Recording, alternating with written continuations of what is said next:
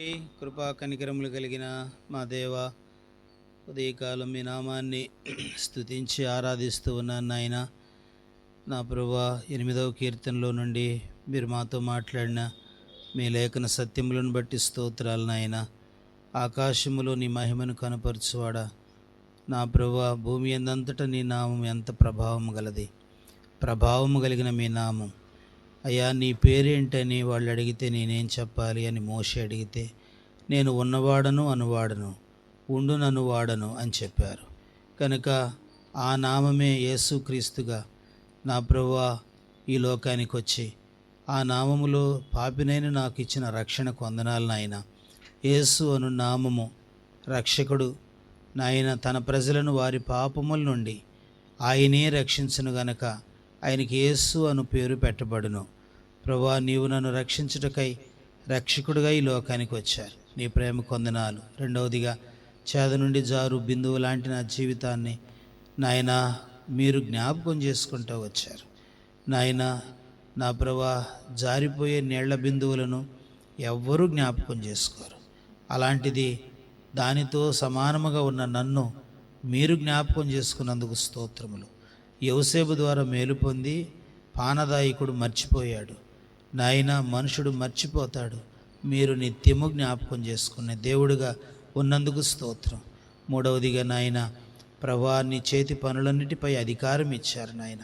నీ నామములో ప్రార్థించగా పరిస్థితులను మార్చుకునే ఆ గొప్ప అధికారం మీరు మాకు ఇచ్చారయ్యా. నీ ప్రేమ కొందనాలు చెల్లిస్తున్నాను.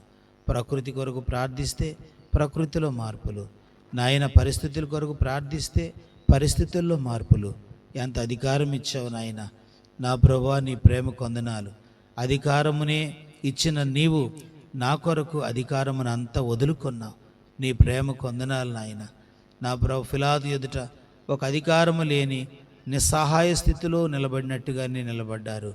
నేను నిన్ను విడిపించడానికి నాకు అధికారము కలదని ఒక నీటి బిందువు లాంటి మనుషుడు సృష్టికర్తతో మాట్లాడుతుంటే సృష్టికర్త మౌనంగా ఉన్నాడు.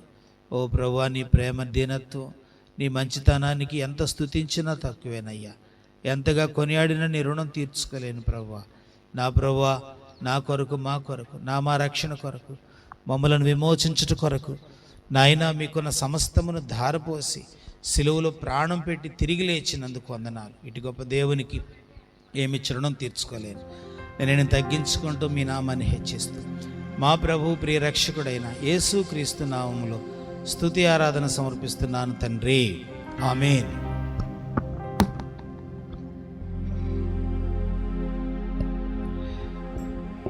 మన పాటల పుస్తకంలో నుండి 387 నీ వెన్నాళ్ళు 2 తలంపులతో అనే పాట పాడుకుందాం. 387 నీ వెన్నాళ్ళు 2 తలంపులతో, నీ వెన్నాళ్ళు 2 తలంపులతో, కుంటి కుంటి నడచెదవ్వివు యెహోవా నీ దేవుడా, లేక వేరే దేవతలున్నారా? యెహోవా నీ దేవుడా, లేక వేరే నీ వెన్నాళ్ళు 2 తలంపులతో, నీ వెన్నాళ్ళు 2 తలంపులతో, మనం తీర్మానించేదమిప్పుడే, మన నోట వంచన లేకుండా మనం ఇప్పుడే, మన నోట వంచన లేకుండా మరుగైన పాపములన్నిటి హృదయము నుండి తొలగించేదం. మరుగైన పాపములన్నిటి హృదయము నుండి తొలగించేదం. నీ వెన్నాళ్ళు 2 తలంపుల, నీ వెన్నాళ్ళు తలంపులతో మారు మనస్సు పొందేదమిప్పుడే. జీవిత మోసముల నుండి మారు మనస్సు పొందేదమిప్పుడే. జీవిత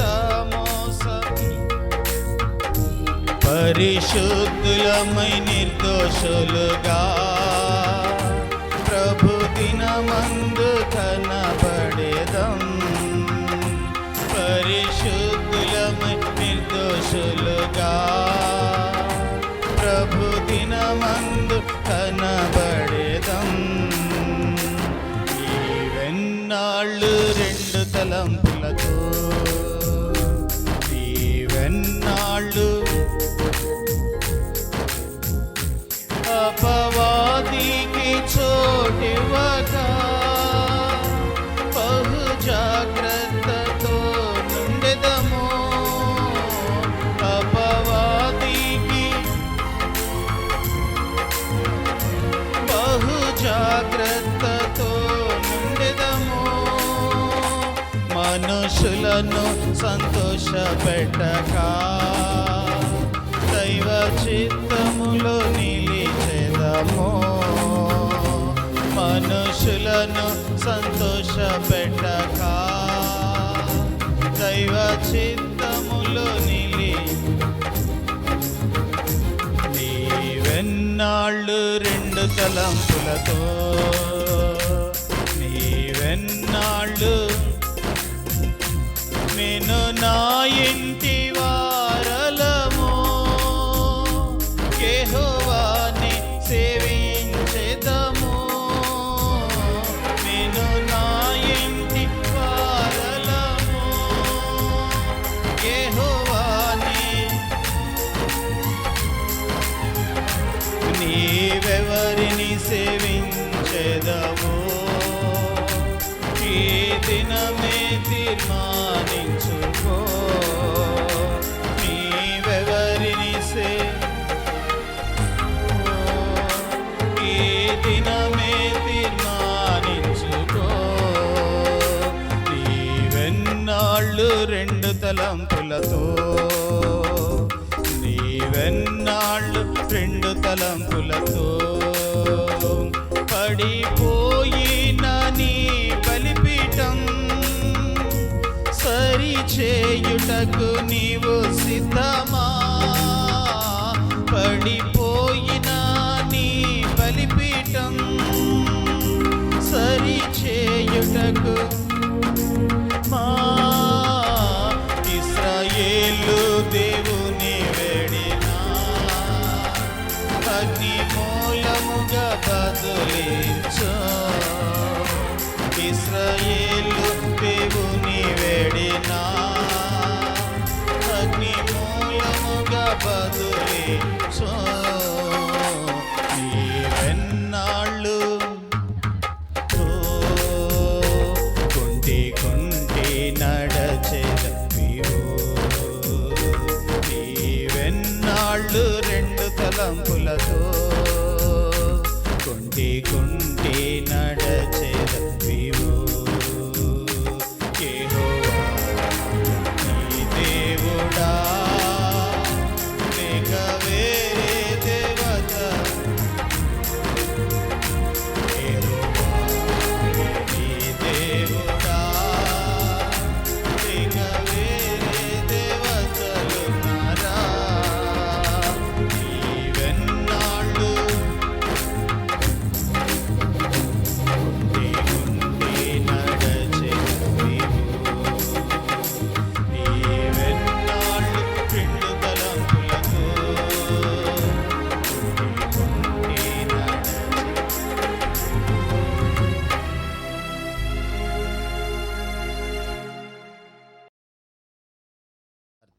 పదమూడవ అధ్యాయము. దేవుని వాక్యాన్ని చదువుదాం. మత్తయి సువార్త 13వ అధ్యాయము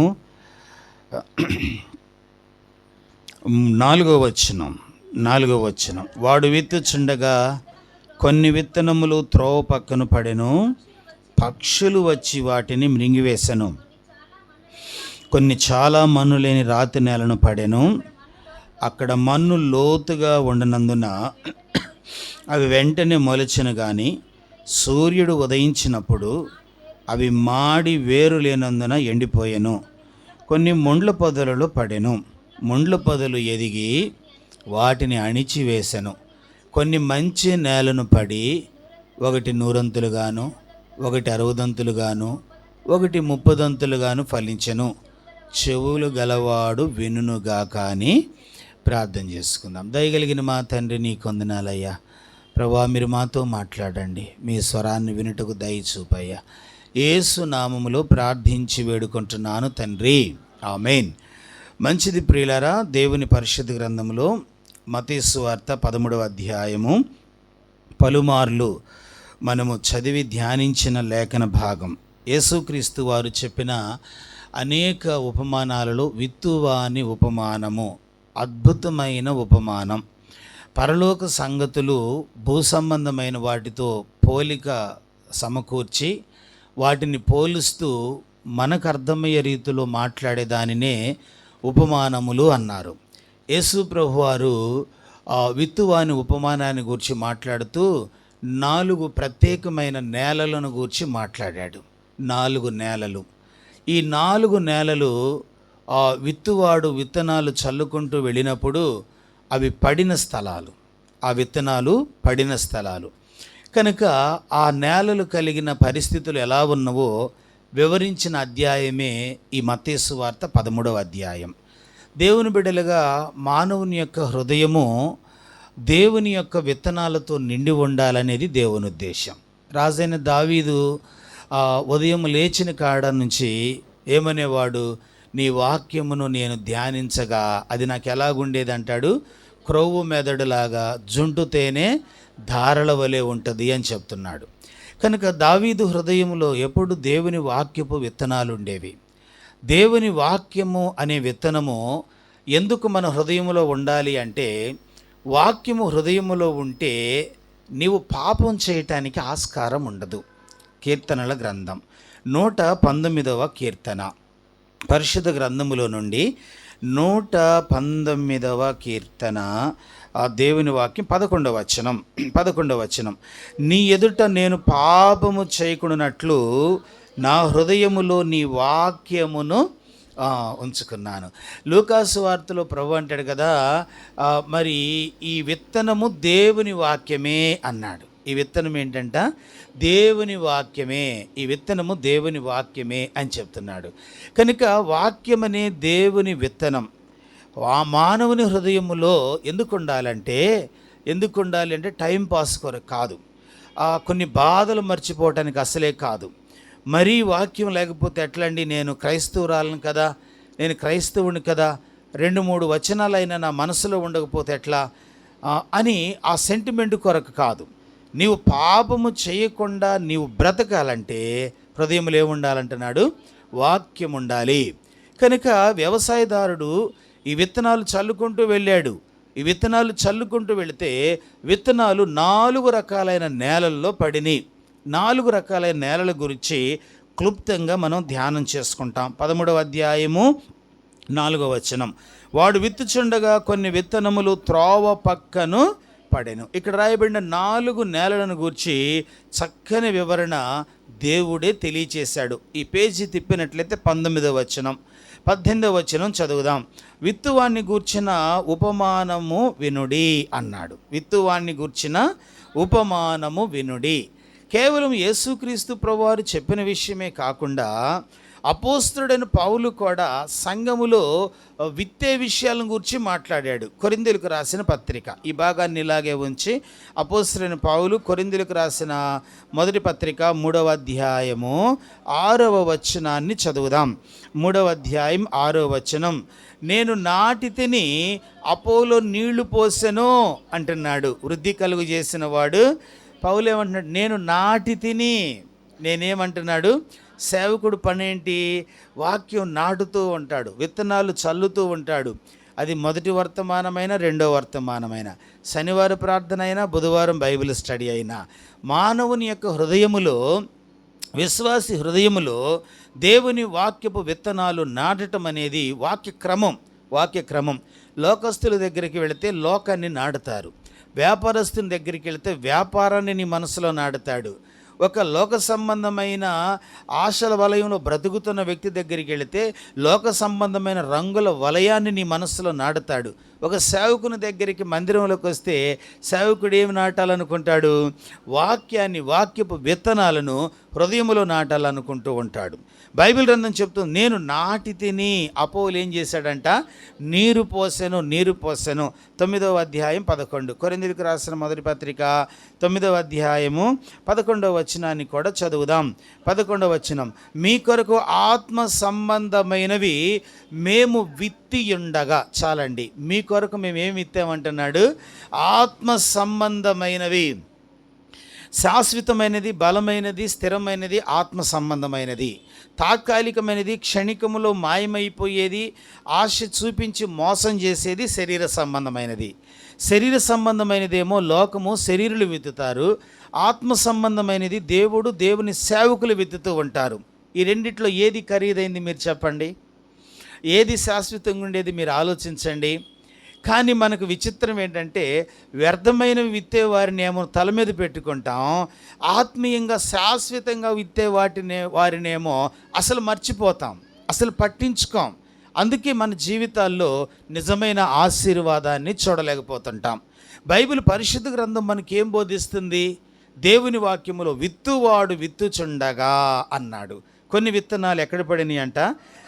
లూకాసు మత్తయి సువార్త 13:19 అంటున్నాడు, కొన్ని విత్తనములు త్రోవ పక్కను పడెను. త్రోవ పక్క అంటే ఏంటి? 19వ వచనం చెప్తున్నాడు, ఎవడైనను రాజ్యమును గూర్చిన వాక్యమును వినియు గ్రహింపక ఉండగా దుష్టుడు వచ్చి మన హృదయములో విత్తబడిన దానిని ఎత్తుకొని పోవును. త్రోవ పక్కను విత్తబడిన వాడు వీడే అన్నాడు. కనుక త్రోవ పక్క విత్తబడిన వాడు ఎవరు అంటే, వాక్యమును విని గ్రహించక జీవించేవాడు. వాక్యమును విని, చెప్పండి ఎలాగుంటాడంట? వాక్యమును వినరని కాదు, వింటారు. వాక్యమును వింటారు కానీ వాక్యాన్ని ఏం చేయరంటారు? గ్రహించరు. ఎంత నష్టమో కదండి. వాక్యమును వినటం ఎంత ముఖ్యమో గ్రహించటం అంతకంటే ముఖ్యం. స్కూల్లో ఉన్న విద్యార్థులు టీచర్ గారు చెప్పే పాఠాలు వినటం మంచిదే, అది అర్థం కాలేదనుకోండి, ఇక సమయం అంతా వ్యర్థమైనట్టే కదా.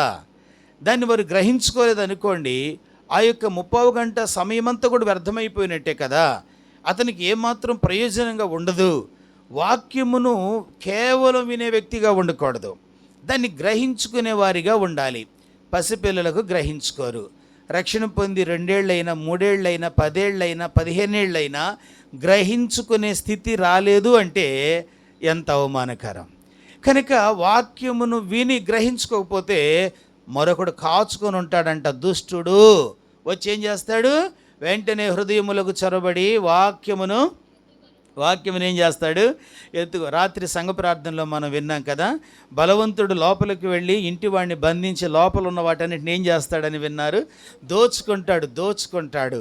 కనుక లోపల ఉన్నది ఏంటి? దుష్టుడికి, దొంగకి కావాల్సింది.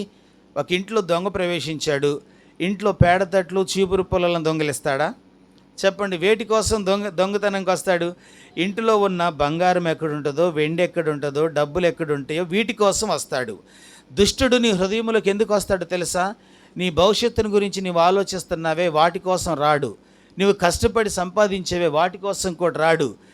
ఏ వాక్యము నీ స్థితిని మార్చిద్దో, ఏ వాక్యము నీకు భయభక్తులు నేర్పుతుందో, ఏ వాక్యము నీకు క్రమాన్ని బోధిస్తుందో, ఏ వాక్యము పరిశుద్ధతను నీ హృదయములో పుట్టించిద్దో ఆ వాక్యం కొరకే వస్తాడు.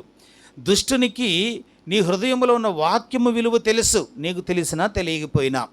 కనుక దేవుని వాక్యం చెప్తుంది, విత్తువాడు విత్తుచుండగా కొన్ని విత్తనములు ఎక్కడ పడినాయి అంట?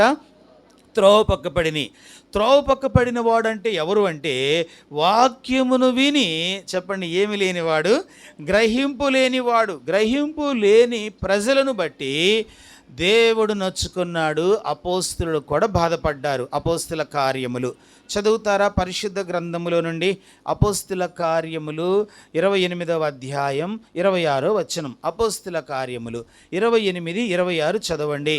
మీరు వినుట మట్టుకు విందురు గాని గ్రహింపనే గ్రహింపరు, చూచుట మట్టుకు చూతురు గాని కానరారని ఈ ప్రజల యొద్దకు వెళ్ళి అంటున్నాడు పౌలుతో.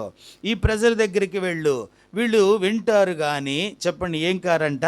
వీళ్ళు గ్రహించుకోరు. ప్రియులారా గమనించండి, ఒక శరీర సంబంధమైన తల్లిగా నీ బిడ్డకు ఎన్నో విషయాలు ఉపదేశిస్తావు. ఒక శరీరమైన తండ్రిగా నీ కుమారునికి ఎన్నో మేలుకరమైన విషయాలు ఉపదేశిస్తావు. వారు వాటిని కనీసం మనసునైనా పెట్టలేదనుకోండి, మీరు నొచ్చుకోరా? బాధపడరా? హెచ్చరించరా? అవసరమైతే దండించరా? దేవుని వాక్యం చెప్తుంది, దైవజనుడైన పౌలు, దైవజనుడైన పేతురు ఎన్నో మార్లు యూదుల మధ్య, అన్యజనుల మధ్య, దేవుని ప్రజల మధ్యకి వెళ్ళి దేవుని వాక్యాన్ని వారు విత్తనాల వలె చల్లితే వారు ఎలాగున్నారో తెలుసా? వారు ఎలాగున్నారంట? కనీసము గ్రహింపు లేని వాళ్ళుగా ఉన్నారు, కనీసము బాధ్యత లేని వారిగా ఉన్నారు. గ్రహింపు లేకుండా భక్తి జీవితం మనకు ఏమాత్రం ఆశీర్వాదాన్ని ఇవ్వదు. అది గుర్తుపెట్టుకోండి. గ్రహింపు లేకుండా ఆరాధించటం, గ్రహింపు లేకుండా పాడటం, గ్రహింపు లేకుండా మందిరంలో కూర్చోటం, అది విశ్వాసి జీవితానికి ఏమాత్రం ఎదుగుదలనివ్వదు. ఒక వ్యక్తి రైల్వే స్టేషన్లో టీ అమ్ముకునేవాడు. చాలామంది ఉంటారు కదా, టీ అమ్ముకునేవాళ్ళు చాలామంది ఉంటారు. అతని యొక్క ఆశ, ఒకరోజు ట్రైన్ 2, 3, 4, 5 ట్రైన్లు వస్తుండేవి. చక్కగా టీ అమ్ముకునేవాడు, జీవనం కొనసాగించుకునేవాడు, చాలా సంతోషపడుతున్నాడు.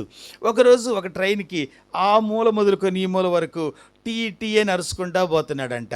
అరే, దాదాపు 60 పెట్టెలు కలిగిన పెద్ద ట్రైన్ అది. ఇప్పుడు డబుల్ ఇంజిన్లు వస్తున్నాయి కదా, 30 పెట్టెలు దాటి 60 పెట్టెలు, 55 పెట్టెలు బోగీలు ఉండే ట్రైన్లు కూడా ఉన్నాయి అన్నమాట. కనుక చాలా అలిసిపోయాడు. చివరికి వెళ్ళిన తర్వాత అసలు ఒక్కళ్ళు కూడా టీ తీసుకోలేదు. లాస్ట్లో గార్డ్ ఉంటాడు, ఆయన ఒకటి తీసుకున్నాడు టీ. ఆయన తీసుకున్న తర్వాత ఆయన దగ్గర నుంచి 10 రూపాయలు తీసుకుంటూ, ఏంటోనండి ఇంత పెద్ద ట్రైను, ఒక్కళ్ళు కూడా టీ తీసుకోలేదండి అన్నాడంట.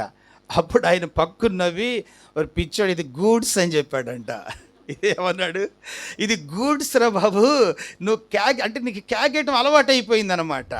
ఏ ట్రైన్ ఆగినా కూడా ఏమనుకున్నాడు? ఇది క్యాగైతే సరిపోద్ది అనుకుంటున్నాడు. చాలామంది భక్తి అలా ఉంది, అది విషయం. ఇది గూడ్సా, మనుషులు ఉన్నారా, ఇందులో నా వ్యాపారం జరుగుతుందా లేదా, నేను దీవించబడతానా లేదా, ఇలా ఉండొచ్చా ఉండకూడదా, ఒక విశ్వాసిగా నేను ఇలాంటి వాటిల్లో పాల్గొనకూడదా? గూడ్స్ దగ్గర టీ అమ్ముకున్నట్టు భక్తి చేయొద్దు. కనుక గ్రహింపు లేనివాడి స్థితి ఎలాగుంటుంది? గ్రహింపు లేనివాడు ప్రయాసపడతాడు, పని చేసినట్టు ఫీల్ అవుతాడు, మందిరానికి వెళ్ళి తృప్తి చెందుతాడు, అంతే, కూర్చున్నానని తృప్తి చెందుతాడు. బైబిల్ చెప్తుంది, త్రోవ పక్కపడిన విత్తనం అంటే ఏంటంటే గ్రహింపు లేకుండా జీవించటం. ఈరోజు దేవుని బిడ్డగా ప్రభు సన్నిధిలో గ్రహింపు లేని వ్యక్తిగా ఆయన బిడ్డవైన నీవు ఉండటం ఆయనకి ఇష్టం లేదు. ఆయన కుమారుడైన నేను అలా బ్రతకటం దేవునికి ఇష్టం లేదు. గ్రహింపు లేకుండా జీవించిన వారు తమ జీవితంలో ఎంతో నష్టపోయారు. దేవుడు మహాజ్ఞాని సొలొమోనుకు ఎన్నో విషయాలు బోధించాడు, ఎన్నో విషయాలు తెలియచేశాడు, హెచ్చరించాడు. నేను నీ తండ్రిని బట్టి నిన్ను దీవిస్తాను, నీవు నా ఆజ్ఞలను గైకొనాలి, నీవు ఇలాగ ఉండాలి, నీవు ఇలాంటి క్రమశిక్షణ కలిగిన వ్యక్తిగా బ్రతకాలి అని చెప్పాడు. కానీ తను ఏం చేశాడో తెలుసా? చదవండి, రాజుల మొదటి గ్రంథము, పరిశుద్ధ బైబిల్ గ్రంథములో నుండి రాజుల మొదటి గ్రంథం 11వ అధ్యాయం. రాజుల మొదటి గ్రంథం 11వ అధ్యాయం 1వ వచనం. మోయాబీలు, ఎదోమీలు, అమ్మోనీలు, ఎదోనీలు, హిత్తీయులు అను జనులు మీ హృదయములను తమ దేవతల తట్టు త్రిప్పుదురు గనుక వారితో సహవాసము చేయకూడదనియు వారిని మీతో సహవాసము చేయనీయకూడదనియు యెహోవా ఇశ్రాయేలుకు సెలవిచ్చి ఉన్నాడు.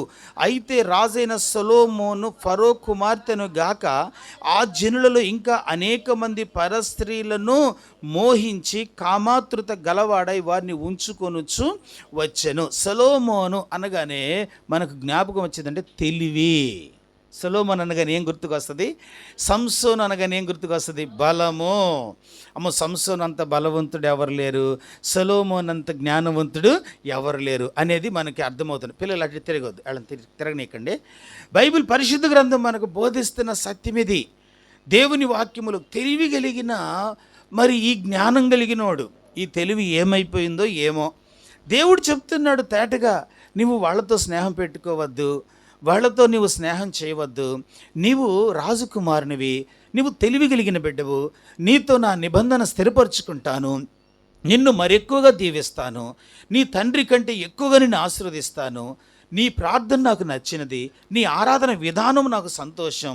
ఏం కావాలని నిన్ను అడిగినప్పుడు నీవెంతో దీనంగా ప్రాణమును అడగలే, ఆయుష్ను అడగలే, వెండి బంగారు అడగలే, ధనధాన్యాలు కోరుకోలేదు, ప్రజలను నీతి న్యాయములతో పరిపాలించే జ్ఞాన వివేచన అడిగావు, కనుక నాకు చాలా సంతోషం. దేవుడు ఇన్ని చెప్పాడు. ఇన్ని మంచి లక్షణాలు కలిగి ఉండి కూడా సొలొమోన్ ఏం చేశాడంట చెప్పండి? ఎవరితో స్నేహం చేయకూడదో వారితో స్నేహం చేశాడు. తెలియకనా తెలిసా? అంటే గ్రహింపు లేదన్నమాట. అది విషయం, గ్రహింపు లేదు. రక్షణ పొంది విశ్వాసిగా బలలో చేస్తూ ప్రభుని ఆరాధిస్తూ ప్రత్యేక జీవితాన్ని ఎందుకు జీవించవు? ప్రత్యేక జీవితం కొరకు ఎందుకు ప్రయాసపడు? ప్రత్యేక జీవితం జీవించినప్పుడు శ్రమలుంటాయి, ఇబ్బందులుంటాయి, నిందలుంటాయి, నిజంగా సూటిపోటి మాటలుంటాయి. ప్రభు నీ కొరకు పడలేదా? నీ కొరకు ఉమ్మేయించుకోలేదా? నీ కొరకు కొరడా దెబ్బలు తినలేదా? నీవు స్పెషలా? నేనేమైనా ప్రత్యేకమా? ఎందుకు దేవుని కొరకు కొన్ని విషయాలు, దేవుని వాక్యం కొరకు కొన్ని విషయాలు చంపుకోలేకపోతున్నారు? బైబిల్ పరిశుద్ధ గ్రంథం మనకు బోధిస్తుంది ఏమంట? విత్తనాలు పడినాయి కానీ అవి ఫలించలేదు. కారణం ఏంటంటే గ్రహింపు లేని వానిగా బ్రతుకుతూ వచ్చాడు. సొలొమోను యొక్క అజ్ఞానము, జ్ఞానము అని రాయబడిన ఈ అధ్యాయము అజ్ఞానము అని చెప్పుకోవచ్చు. దేవుడు పర్టిక్యులర్గా స్పెసిఫిక్గా ఎవరు వద్దు వద్దు వద్దు అన్నాడో వారి దగ్గరికి వెళ్ళి ఫరో కుమార్తెను ఎక్కడికి తీసుకొచ్చాడంట? సియోను పురంలోకి తెచ్చాడు. ఎంత అన్యాయం అండి! ఫరో అంటే ఐగుప్తులో తన ప్రజలు బయటకు వచ్చినప్పుడు దేవుడు ఏమన్నాడు? నేడు చూసిన ఐగుప్తీలకు మీరు ఎన్నడు అసలు వాళ్ళను చూడటమే మీరు చూడరా బాబు అంటే, అక్కడ పుట్టి పెరిగిన రాకుమార్తెను పరిశుద్ధ స్థలములోకి, దేవుని మందిరములోకి, సియోను పురములోకి, దావీదు యొక్క పట్టణములోకి చక్కగా తీసుకొచ్చాడు. గ్రహింపు లేని సొలొమోను, గ్రహింపు లేని జ్ఞానిగా పిలువబడుతున్న ఈ వ్యక్తి ఏమి నష్టపోయాడు? చదవండి 11వ అధ్యాయము 9-10 వచనాలు. ఇశ్రాయేలు దేవుడిని యెహోవా అతనికి 2 మార్లు ప్రత్యక్షమాయెను. నీవు ఇతర దేవతలను వెంబడింపవలదని అతనికి ఆజ్ఞాపించినను సొలొమోను హృదయము ఆయన యొద్ద నుండి తొలగిపోయిను. యెహోవా తనకిచ్చిన ఆజ్ఞను అతడు గైకొనకపోగా యెహోవా అతని మీద ఎప్పుడైతే సొలొమోను బట్టి దేవుడు సంతోషించిన దేవుడే అంటున్నాడు, కోపపడి అతని మీద, సొలొమోను మీద దేవునికి ఏమొచ్చిందంట? గమనించండి, మనం ఆరాధించినప్పుడు ప్రభు సంతోషిస్తాడు, ప్రభు వాక్యానికి విధేయత చూపినప్పుడల్లా దేవుడు సంతోషిస్తాడు. ఎప్పుడైతే నీ హృదయం తొలగిపోతుందో, ఎప్పుడైతే నులివెచ్చని జీవితాన్ని కోరుకుంటావో దేవుడు కోపపడతాడు. మనం అనుకుంటాం సేవకుడు కోపడతాడని, మనం అనుకుంటాం మా ఇంటోళ్ళు కోపడతారని, మనం అనుకుంటాం వారీరు కోపడతారని. కాదు, బైబిల్ అలా చెప్పలేదు. దేవుడే కోపపడతాడు. దేవుడు కోపపడతాడు. సొలొమోను మీద కోపడతాడా? అవును, జ్ఞానవంతుడండి, రాజు, దావీదు కొడుకు. అవును, అతని మీద కూడా దేవుడు ఏం చేశాడు? కోపపడ్డాడు. కారణం ఏంటో తెలుసా? ఎవరెవరిని తీసుకురాకూడదో తన హృదయములోకి, తన ఇంటిలోకి, తన యొక్క విధానములోకి, తన అలవాటులలోకి వారిని తెచ్చాడు. కాబట్టి వారు ఒక పని చేశారు. 11వ అధ్యాయం, ఇదే మొదటి రాజుల గ్రంథం 11వ అధ్యాయము పరిశుద్ధ గ్రంథములో 3వ వచనం చివరి భాగం చదువుతాం. మొత్తం చదవటానికి కూడా బాగుండదు. అతని భార్యలు అతని హృదయమును, అది విషయం. ఎవరు ఏం చేశారంట? అతని భార్యలు అతని హృదయాన్ని ఏం చేశారంట? త్రిప్పివేసిరి. అంటే ఒకప్పుడు ఎటున్న హృదయం ఇది? మందిరంలో ఉండే హృదయం, ఆరాధించిన హృదయం. మందిర ప్రతిష్టకు సొలొమోను వర్షిప్ చేస్తే, ఆరాధిస్తే, దేవుని మహిమ దిగి వస్తే ఎవరు నిలబడలేకపోయారు? అది సొలొమోను అంటే. మొదట ఒకప్పుడు నీవంటే ఏంటో తెలుసా? మొదట నీవు మోకరిస్తే తేల్చుకునే వరకు మోకాళ్ళ దిగవు. నీవు కన్నీరు కార్చి ప్రార్థిస్తే దేవుని కార్యం జరిగే వరకు ఏడుస్తూనే ఉంటావు.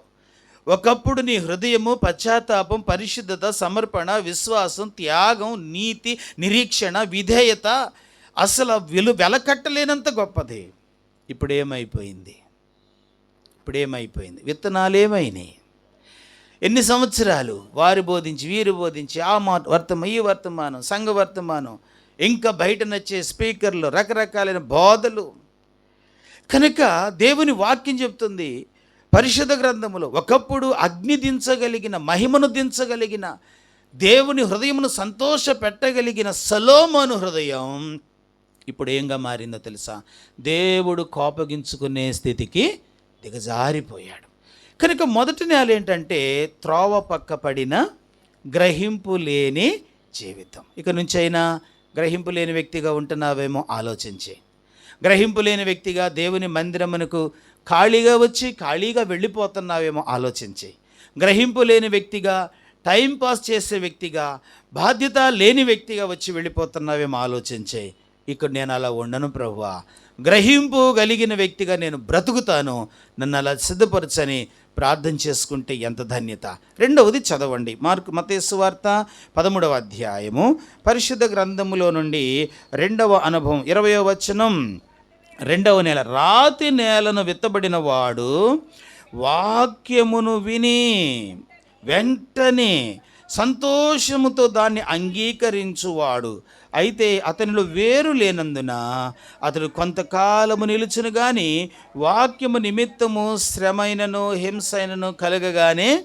ప్రియులారా, రెండవది రాతి నేల. విత్తనాలు సేమ్, ఏమి తేడా లేదు. అర్థమైందా? ఒకే వాక్యం కొందరికి మారు మనసును కలిగించింది. అదే వాక్యం సరిగా వినక కొందరు నిద్రపోతారు. ఒకే వాక్యం కొందరికేమోను సమర్పణ జీవితాన్ని నేర్పింది. అదే వాక్యం విని చాలామంది లెక్కలేనట్టు బ్రతుకుతూ ఉంటారు. త్రోవ పక్కపడిన విత్తనం గ్రహింపు లేని జీవితాన్ని అతడు కలిగి ఉన్నాడు. ఇప్పుడు రాతి నేలలో పడిని. రాతి నేల కఠినమైన జీవితానికి సంకేతం. రాతి నేల దేనికి గుర్తు అన్నమాట? కఠినమైన వారిగా ఉండాలని కోరుకుంటారా ఎవరైనా? ఇంట్లో భార్య కఠినంగా ఉందనుకోండి, భర్త కఠినంగా ఉన్నాడనుకోండి, ఇష్టపడతారా? పిల్లలు కఠినంగా ఉన్నారనుకోండి, మీరు ఇష్టపడతాడా? మా కూతురండి, మా కొడుకండి అస్సలు పొరపాటును కూడా మాట వినరండి, సంతోషిస్తారా? కఠినత్వము అసహించుకునే పదము, ఆశీర్వాదానికి అభ్యంతరకరమైనది, దేవునికి మరెక్కువగా రోతను పుట్టించేది. ఇశ్రాయేలు ప్రజల జీవితంలో దేవుడు పలుమార్లు ఎన్ని అద్భుతాలు చేసినా, ఎన్నిసార్లు వారు జారిన స్థితిలో వారి చెయ్యి పెట్టి నడిపించినా, ఎన్ని పర్యాయాలు వారి దాహము తీర్చి వారి ఆకలి తీర్చినా వారు ఏం చేసేవారో తెలుసా? కీర్తనల గ్రంథం, పరిశుద్ధ గ్రంథములో నుండి 95వ కీర్తన, 95వ కీర్తన 8వ వచనం. 95వ కీర్తన 8వ వచనం.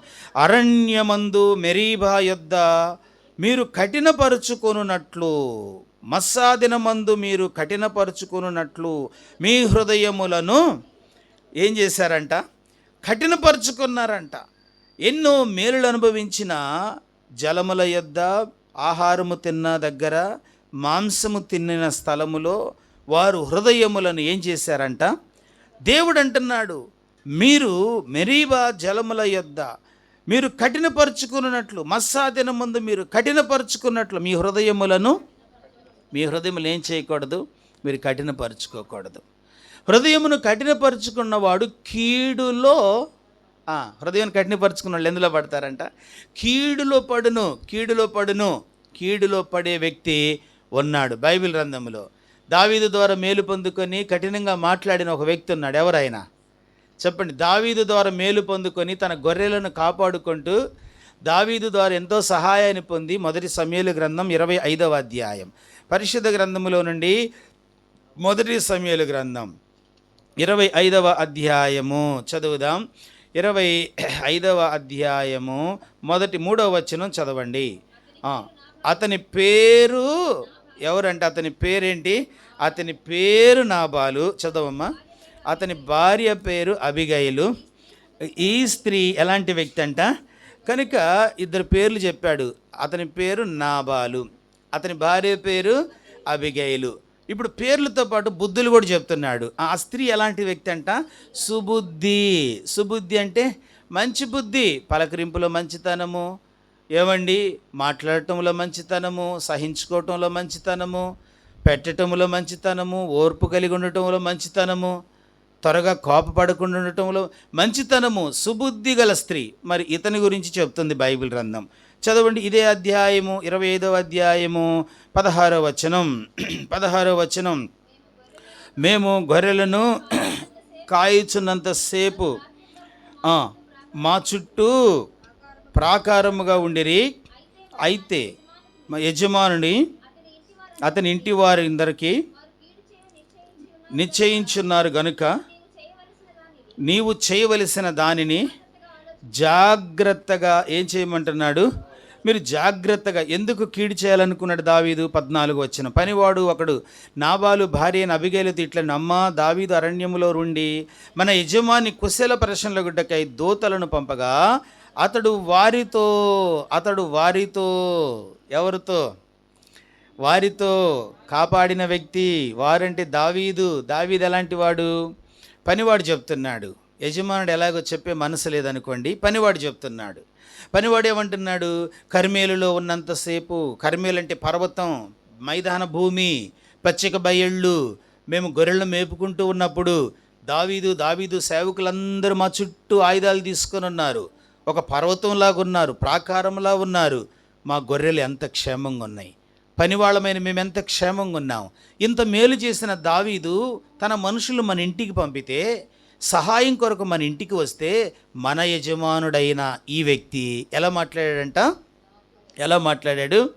కనుక ఇతడు బహు పనికి మాలిన వాడు అంటాడు పనివాడు. ఏది ఏమైనా సరే నా ఉద్యోగం తీసేసినా పర్వాలా. ఎవరి గురించి చెప్తున్నాడు? భార్యతో భర్తని గురించి చెప్తున్నాడు అనమాట. బహు పనికి మాలిన వాడు కనుక ఇతడు బహు కఠినాత్ముడు, ఎవరిని ఇతనితో మాట్లాడనివ్వడు. ఏమైనా మేలు జరిగిందా? గమనించండి దేవుని బిడ్డలుగా, నాబాలు యొక్క కఠినత్వము కృతజ్ఞత లేని వానిగా బ్రతికేటట్టు చేసింది. నాబాలు యొక్క కఠినత్వము మంచోడెవడో చెడ్డోడెవడో అర్థం కాకుండా బ్రతికేటట్టు చేసింది. నాబాలు యొక్క కఠినత్వము దేవుని ఉగ్రత తన ఇంటిపైకి వచ్చేటట్టు చేసింది. బైబిల్ చెప్తుంది, ఎందుకు విత్తనాలు ఫలించలేదంటే రాతి నేలగా మారింది అది. కనుక హృదయము కఠినంగా ఉండకూడదు, హృదయమును మెత్తగా చేసుకోవాలి. హృదయములో మన యొక్క మృదుత్వాన్ని కలిగిన వాళ్ళకు ఉండాలి. దేవుని ఉద్దేశం అంత ఏంటో తెలుసా? నేను రాతి గుండెను తీసివేసి, వాగ్దానం ఏంటది? మాంసపు గుండెను మీకు ఇచ్చేదను. కనుక నేను రాతి గుండెను తీసివేస్తా. రాతి గుండె వద్దు, రాతి గుండె ప్రమాదం. అది చలనము లేనిది, స్పర్శ లేనిది, మంచి చెడులకు తారతమ్యం ఎరగలేనిది, దేవుని మృదువైన మాటలు అర్థం చేసుకోలేనిది, దేవుని సేవకుల ప్రేమను గ్రహించలేనిది, బ్రతిమలాడితే అర్థం చేసుకోలేనిది. కనుక అది తీసివేసి నేనేం చేయాలనుకుంటున్నాను? మాంసపు గుణనివ్వాలనుకుంటున్నా. బైబిల్ పరిశుద్ధ గ్రంథములో ఒక రాజు మెత్తని హృదయము కలిగి ఆ యొక్క హృదయమును మెత్తగా చేసుకొని ఏడ్చినందుకు దేవుడు ఏం చేశాడో తెలుసా? చదవండి రాజుల గ్రంథం, పరిశుద్ధ గ్రంథంలో నుండి, పరిశుద్ధ బైబిల్ గ్రంథంలో నుండి 2వ రాజుల గ్రంథం 22వ అధ్యాయం, 2వ రాజుల గ్రంథం 22వ అధ్యాయము 19వ వచనాన్ని చదువుదాం. ఇశ్రాయేలు దేవుడైన యెహోవా సెలవిచ్చినదేమనగా, ఈ స్థలము పాడుగుననియు దాని కాపురస్తులు దూషణ పాలగుదరనియు నేను చెప్పిన మాటలను నీవు ఆలకించి మెత్తని మనసు కలిగి యెహోవా సన్నిధిని దీనత్వము ధరించి నీ బట్టలు చింపుకొని నా సన్నిధిని కన్నీళ్లు రాల్చితివి గనుక నీవు చేయు మనవి నేను మెత్తని మనసు కలిగిన వాని మనవి దేవుడు వింటున్నాడు. రాజైన యోషియా దేవుని సన్నిధిలో ఏడుస్తున్నాడు, దేవుని సన్నిధిలో ప్రార్థన చేస్తున్నాడు. దేవుడు అంటున్నాడు 19లో, దేవుడు ఈ స్థలము పాడగునని దాని కాపరస్తులు దూషణ పాలగుదురని నేను చెప్పిన మాటలు నీవు విన్నావు, నా ఉగ్రత వస్తుందనే మాటలు నువ్వు విన్నావు, దేవుని వర్తమానాన్ని నువ్వు విన్నావు. విని నువ్వేం చేసావు తెలుసా? నీ మనసును మెత్తని చేసుకున్నావు. రాజైన యోషియాతో అంటున్నాడు, నిన్ను క్షమిస్తున్నా, ప్రజలకు అవకాశం ఇస్తున్నా, నేను నిన్ను ఆదరిస్తాను, తిరిగి నేను నిన్ను దీవిస్తాను, నీ కన్నీళ్లు నేను తుడుస్తాను. ఎందుకు ఇన్ని ఆఫర్లు దేవుడిచ్చాడు, ఎందుకు ఇన్ని దీవెనలు యోషియాకి ఇస్తున్నాడు తెలుసా? అతడు మెత్తని మనసు గలవాడిగా దేవుని ఇంటిలో ఏం చేశాడు? ప్రార్థన చేశాడు. కనుక హృదయమును కఠినపరుచుకోకూడదు. బైబిల్ చెప్తుంది రాతి నేలన పడిన విత్తనములు. కనుక ఈ రాతి నేలలో ఉన్న విత్తనాలు ఫలించినయా? చెప్పండి. త్రోవ పక్క పడిన విత్తనము గ్రహింపు లేని జీవితం, రాతి నేలన పడిన విత్తనము కఠినపరచబడిన జీవితం. కనుక నాబాలు కఠినాత్ముడు నష్టపోయాడు. యోషియా మెత్తని హృదయం గలవాడయ్యుండి దేవుని క్షమాపణ పొందుకున్నాడు, దేవుని ఆశీర్వాదాన్ని పొందుకున్నాడు. ఈరోజు దేవుని బిడ్డలుగా ప్రభు సన్నిధిలో, ప్రభువా నా హృదయం మెత్తనగా చేయబడాలి, నా బిడ్డల హృదయాలు మెత్తనగా చేయబడాలి, నా భార్య లేక నా భర్త హృదయం మెత్తనగా చేయనాయన. అందుకే మా ప్రార్థన అంగీకరించబట్టలేదేమో, అందుకే మేము సరైన దీవెన పొందలేకపోతున్నామేమో. కఠినత్వం నుంచి మమ్మల్ని విడిపించు నాయన. నా మాటల్లో కఠినత్వం ఉంటుంది, నా చూపుల్లో కఠినత్వం ఉంటుంది, నా చేష్టాల్లో కఠినత్వం ఉంటుంది, నా ఆలోచనలో కఠినత్వం ఉంటుంది. నన్ను మెత్తని మనసు కలిగిన వ్యక్తిగా మార్చు. బైబిల్ గ్రంథం చెప్తుంది, విత్తువాడు విత్తుచుండగా కొన్ని విత్తనములు త్రోవ పక్కను, కొన్ని విత్తనములు రాతి. మూడవది చదవండి. మత్తయి సువార్త 13వ అధ్యాయం పరిశుద్ధ గ్రంథములో నుండి 22వ వచనం. ముళ్ళ పొదలలో విత్తబడిన వాడు వాక్యమును వినువాడే గాని ఐహిక విచారమును ధనమోసమును ఆ వాక్యమును అణిచివేయును గనక వాడు నిష్ఫలుడగును. మూడవదిగా ముళ్ళ పొదలలో విత్తబడిన విత్తనాలు. విత్తనాల్లో మార్పు ఉందా చెప్పండి? విత్తనాలు పాపం చల్లే వ్యక్తిలో మార్పు ఉందా? చల్లేది దేవుడు లేక తన సేవకులు. దేవుడు తన వాక్యమును మంచు వలె కురిపిస్తాడు. దేవుని సేవకుడైన పౌలు అంటాడు, నేను నాటి తిని అన్నాడు. కనుక విత్తనాలు చల్లుతున్నాడు దేవుడు. కనుక నేలల్లో మార్పు, హృదయంలో మార్పు, హృదయంలో తేడా జరుగుతుంది. హృదయంలో మార్పు లేని స్థితిని కలిగి ఉంటున్నారు. మూడవది అంటున్నాడు, మరికొన్ని విత్తనాలు ముళ్ళ పొదలలో పడిని. ముళ్ళ పొదలు ఏం చేసినాయంట? అవి మొక్కలు ఎదగకుండా వాటిని ఏం చేసినాయి అంట? అణిచివేసినాయి. అంటే మన ఎదుగుదలను అణిచివేసే జీవితం, మన ఎదుగుదలను తొక్కివేసే జీవితం. ప్రియులారా గమనించండి, ముళ్ళ పొదలంటే రేగుముళ్ళు, జాముళ్ళు వీటిని చూడకండి. నీ ఆత్మీయ జీవితానికి ఎదుగుదల లేకుండా ఈడ్చుకుపోయే ప్రతి వారు ముళ్ళు, అది గుర్తుపెట్టుకో. నీ సాక్ష్య జీవితమును లోకములో కలిపివేసే ప్రతి సంబంధం ముళ్ళు. నీ విశ్వాస పరిమాణము పెరగకుండా అడ్డుపడే ప్రతి ఆలోచన అది ముళ్ళు వంటిది. ఆ ప్లేసులో కుటుంబీకులే ఉండొచ్చు, స్నేహితులే ఉండొచ్చు, పాత చుట్టాలు ఉండొచ్చు, కొత్త చుట్టాలు ఉండొచ్చు, లేక నీ హృదయమే కావచ్చు, ఎవరైనా కావచ్చు. ఆత్మ సంబంధమైన జీవితంలో ఎదగని వ్యక్తిగా మార్చే ప్రతి విధమైన ముళ్ళను నీవు గ్రహించుకోవటానికి ప్రయాసపడాలి. బైబిల్ గ్రంథం చెప్తుంది, ఈ కంపలో పడిన విత్తనాలు పాపం మొలవటం మొలిచిని కాస్త ఎదిగినాయో లేదో పైనున్న ముళ్ళు ఏం చేసినాయి అంట? దానికి దేవుడు ఏమన్నాడు తెలుసా? ఐహిక విచారము, ధనమోసం. ఐహిక విచారము, లేనిపోయిన విచారాలు, లేనిపోయిన ఆలోచనలు, లేనిపోయిన పోకడలు, వ్యర్థమైన వాటి కొరకైన ప్రయాస, పరుగు, విచారం అన్నమాట. విచారం ఏమి జరగకముందు ఏదో జరిగినట్టుగా ఫీల్ అవటం కాదు. అక్కడ ఏం జరగలేదు. ఒక చిన్న పిల్ల వారి ఊరి వెలపలున్న బావి దగ్గరికి, ఈరోజు మోటార్లు అవన్నాయి కదా, గిలకల బావులు అనేవి ఉండేవి, నేలమట్టం వరకు గోడ లేని బావులు ఉండేవి. అక్కడికి వెళ్ళి బిందెలతో నీళ్లు చేదుకొచ్చే అనుభవం అది మాకున్నది. మా ఊరిలో పంపులు ఇవ్వకముందు ఆ బావులు ఉండేవి, అందులోకి వెళ్ళి నీళ్లు తీసుకొచ్చేవాళ్ళం. అక్కడికి వెళ్ళి ఒక చిన్నపిల్ల కూర్చొని ఏడుస్తూ ఉందంట. వచ్చిన వాళ్ళంతా వీళ్ళు ఏంటమ్మా ఏడుస్తున్నావు, ఏంటి ఇక్కడ ఏంటి నీకు నీళ్లు తోడేవాళ్ళు లేరా అంటే, లేదు నేను చేదుకోగలను. మరి చేదుకోగలిగి నుండి నువ్వు ఎందుకు ఏడుస్తున్నావు? నీకు తాడు లేదా? లేదు ఇది ఒక పెద్ద తాడు కూడా ఉంది. నీ బిందె లేదా? అది కూడా ఉంది. మరి ఎందుకు ఏడుస్తున్నావు అంటే, నేను రేపు పెరిగి పెద్దదాన్నై పెళ్లి చేసుకున్న తర్వాత నాకు బిడ్డలు కలిగితే ఆ బిడ్డలు ఆడుకుంటూ ఇక్కడికి వస్తే వాళ్ళ పరిస్థితి ఏంది అని ఆలోచిస్తుందంట. ఆమె పెళ్ళయ్యి ఆమె పిల్లలు పుట్టి ఆ బిడ్డలు పొరపాటున ఆడుకుంటే ఇక్కడికి వచ్చారు అనుకోండి, వాళ్ళ పరిస్థితి ఏమైద్ది? ఐహిక విచారం, ఆలోచన, వ్యర్థమైన ఆలోచనలు, ఆలోచించవలసిన దాని గురించి ఆలోచించరు, చేయవలసిన దాని గురించి చెయ్యరు, ప్రయాసపడవలసిన దాని గురించి ప్రయాసపడరు. వీటన్నిటిని పక్కకు దోసి వ్యర్థమైన ప్రతి దానిని గురించి ఆలోచించటం అనేది ఐహిక విచారం. ధనమోసం అంటున్నాడు. ఏంటంటే అది ధనమోసం. ధనము మోసమా లాభమా? చెప్పండి. ధనము మోసమా లాభమా? ధనమును నమ్ముకునేవాడు ఏమవుతాడంట? ధనమును సంపాదించుకునేవాడు పాడైపోడు, నమ్ముకుంటే పాడైపోతారు. అర్థమైందా? కూలి పని చేసుకుంటావు, ధనం వస్తుంది, పాడైపోవు. నెలంతా ఆఫీసులో కష్టపడతావు, జీతం వస్తుంది, పాడైపోవు. కానీ దానినే నమ్ముకుంటావే, అప్పుడు ఖచ్చితంగా పాడైపోతావు.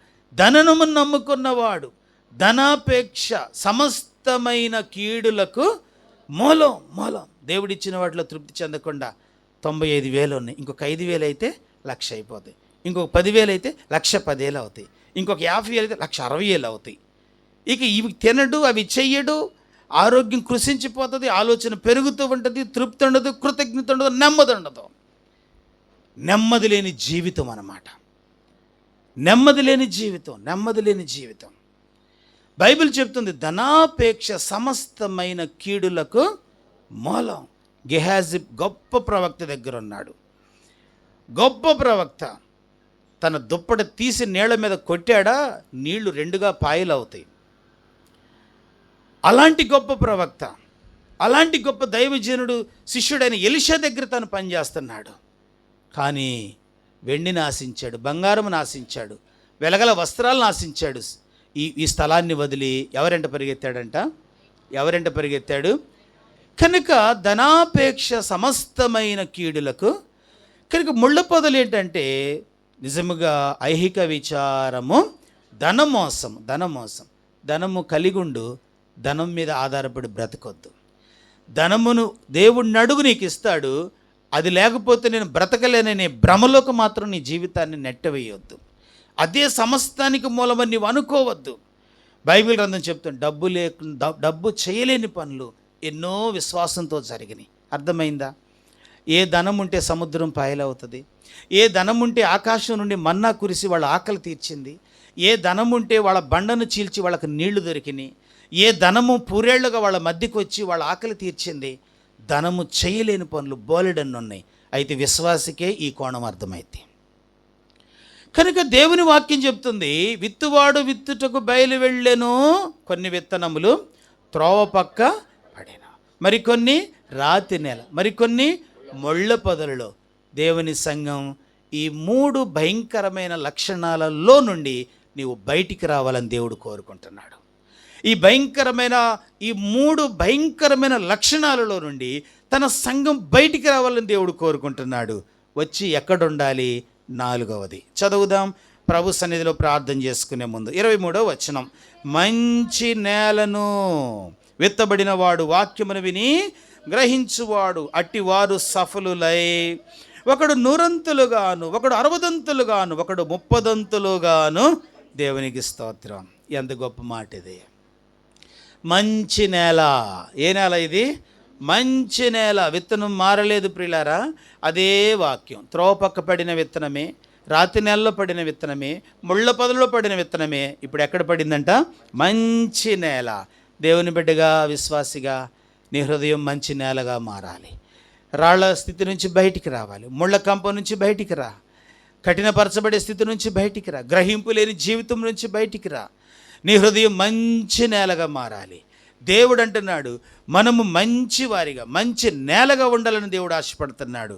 ప్రకృతిని చేసిన తర్వాత, మానవుడిని చేసిన తర్వాత దేవుడు అన్నాడు సమస్తమును చూసి చాలా మంచిగా ఉండెను. చాలా సంతోషపడ్డాడు. ఎంత మంచిగా ఉన్నది. మనం మంచి హృదయం కలిగిన వాళ్ళగా ఉండాలని దేవుడు కోరుకుంటున్నాడు. బైబిల్ పరిశుద్ధ గ్రంథములో మనము ఫలించటం దేవుని చిత్తం. చెప్పండి, మనం ఫలించటం దేవుని చిత్తం. నీవు ఫలించటం నీ ప్లాన్ అనుకోకో, దేవుని ప్లాన్ అని చెప్పు. నీవు ఫలించటము నీ సిద్ధపాటు కాదు, దేవుని యొక్క ఉన్నతమైన ఉద్దేశం. బైబిల్ చెప్తుంది పరిశుద్ధ గ్రంథములో ఎప్పుడు దేవుడు ఈ మాట అనుకున్నాడు? మొదటి వర్తమానంలో చెప్పాను కదా, ఆదికాండం 1వ అధ్యాయం. ఆదికాండం 1వ అధ్యాయము మొదటి అధ్యాయం 28వ వచనం, దేవుడు వారిని ఆశీర్వదించెను. ఎట్లనగా మీరు ఫలించి, చాలమ్మా, దేవుడు వారిని ఆశీర్వదించాను. ఎట్లనగా ఎవరిని? దేవుడు వారిని. వారు అంటే ఇద్దరు భార్యాభర్తలు, ఆదామవ్వలు అంటే కుటుంబంలో ఉన్న బిడ్డలు, కుమారుడు కుమార్తె.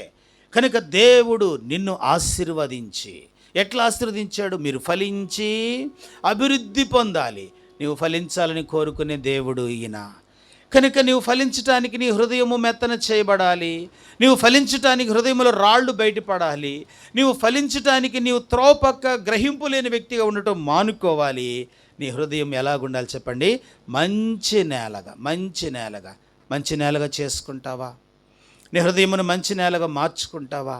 ప్రభువా, నా యొక్క హృదయంలో ఉన్న ముళ్ళను నేను పట్టించుకోలేదయ్యా. నా హృదయంలో ఉన్న కఠినత్వాన్ని నేను పట్టించుకోలేదయ్యా. నా హృదయంలో ఉన్న మాట వినని తత్వాన్ని, మెడవంచని తత్వాన్ని, ఎన్ని హెచ్చరికలు చేసినా పాపమును విడవకుండా నిజంగా కవర్ చేసుకుంటూ వచ్చే లక్షణాన్ని నేను అలాగే కప్పుకుంటూ వచ్చానయ్యా, అలాగే దాచుకుంటూ బ్రతుకుతున్నానయ్యా. మానుకుంటావా? ప్రభు అంటున్నాడు, నిన్ను 30 60 100 దీవించాలనుకుంటున్నాడు. దేవుడు నిన్ను దీవించాలనుకుంటున్నాడు. దీవెన లేని వ్యక్తిగా, బలహీనమైన వ్యక్తిగా, ఆరోగ్యము లేని వ్యక్తిగా, ఆదరణ లేని వ్యక్తిగా, గృహము లేని వ్యక్తిగా, బిడ్డలు లేని వ్యక్తిగా, ఏవండి ఆర్థికంగా సమృద్ధి లేని వ్యక్తిగా నీవు బ్రతకాలని దేవుడు అనుకోవటం లేదు. దేవుడు నిన్ను దీవించాలనుకుంటున్నాడు. దేవుడు నిన్ను గొప్ప చేయాలనుకుంటున్నాడు. అయితే ఒక కండిషన్, హృదయం మంచిగా ఉన్నదా? ఒక షరతు, హృదయమును బాగు చేసుకోవడానికి ఇష్టపడుతున్నావా? దేవుని వాక్యం చెప్తుంది, మంచి నేలను పడిన విత్తనము. ఏ విత్తనం అంటే అది మంచి నేలను పడిన విత్తనముగా నీవు మారాలి. బైబిల్ గ్రంథములో ఒక యవనస్తుడు అన్నాడు, హృదయం ఎంత అద్భుతమైనదో, కుటుంబంలో కష్టాలు, చిన్నతనములో తల్లి చనిపోయినది, అన్నదమ్ములు తన్ను అమ్మేసుకున్నారు, అతడు వెళ్ళిన బానిస దేశంలో అవమానపరచబడ్డాడు, లేనిపోయిన నిందలు తన మెడకు చుట్టుకున్నాయి, చేయని నేరానికి చెరసాల పాలయ్యాడు. అయినా దేవుడు ఆయన్ని ఏం చేశాడో తెలుసా? ఆదికాండం 49వ అధ్యాయం 22వ వచనం. ఆదికాండము ప్రార్థన చేసుకునే ముందు ఆదికాండము 49:22, యోసేపు ఫలించడి కొమ్మ, ఊట యొద్ద ఫలించడి కొమ్మ, దాని రెమ్మలు గోడ మీదికెక్కి వ్యాపించును. దేవునికి స్తోత్రం. ఎంత అద్భుతమైన మాట ప్రియులారా ఇది. యోసేపు ఫలించడి కొమ్మ. ఐగుప్తులో ఎందరో ఉన్నారు, అందరూ కాదు, అందరూ ఫలించే కొమ్మలుగా లేరు. యాకోబుకు 12 మంది బిడ్డలు, కుమారులు, ఒక కూతురు దీనా.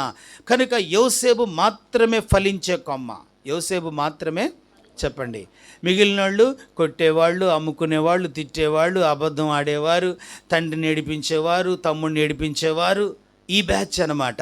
అదే కుటుంబంలో అదే రక్త మాంసాలు పంచుకొని ఒక వ్యక్తి సపరేట్గా బ్రతికాడు, ప్రత్యేకంగా జీవించాడు, పాపము నుంచి పారిపోయాడు, నీతిగా బ్రతికాడు, తన యజమాని యొద్ద నమ్మకంగా బ్రతికాడు, లేనిపోయిన నింద మీద వేసిన మౌనంగా ఉన్నాడు.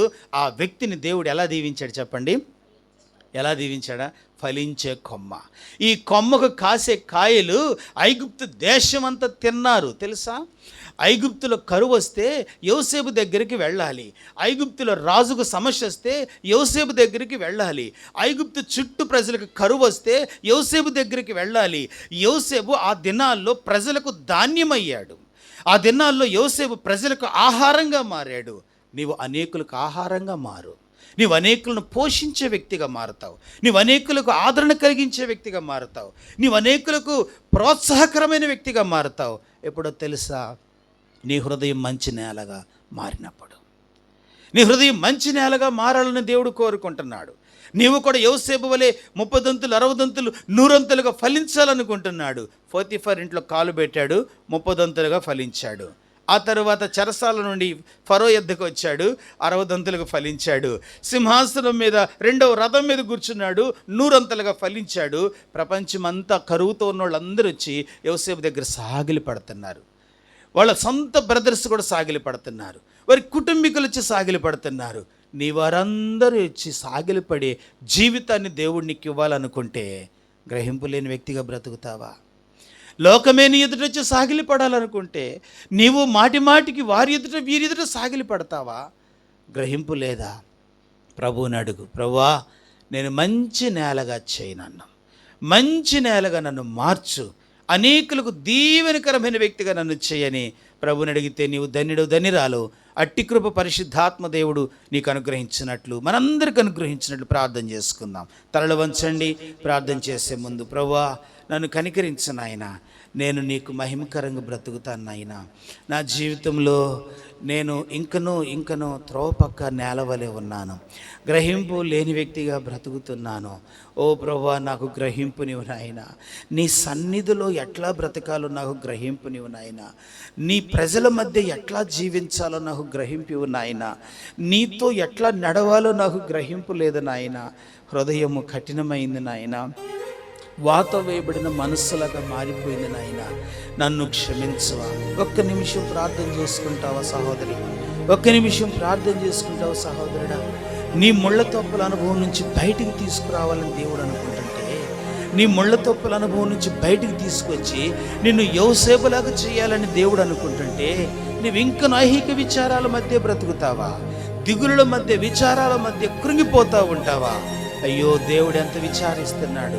నా సంఘము, నా స్వాస్థ్యము, నా బిడ్డలు, నా రక్తములో కడగబడిన వ్యక్తులని నిన్ను బట్టి, నన్ను బట్టి, మనలను బట్టి దేవుడు సంతోషించటమే కాదు, దేవుడు మనలను దీవించాలని కూడా దీవించాలనుకుంటున్నాడు.